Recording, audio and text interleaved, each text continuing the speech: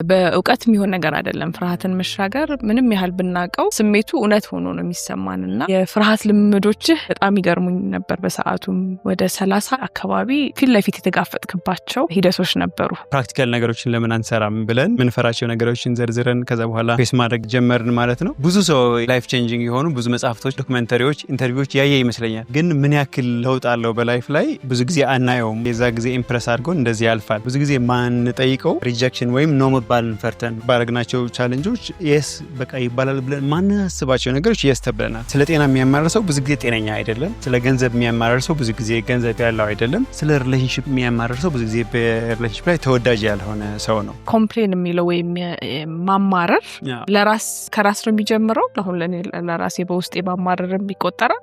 አዎ ይቆጠራል። ኮምፕሌን ዲፋይን ሲደረግ ስለሆነ ጉዳይ ኔጌቲቭሊ ማውራት መፍትሄ ሳያስቀምጡ ነው።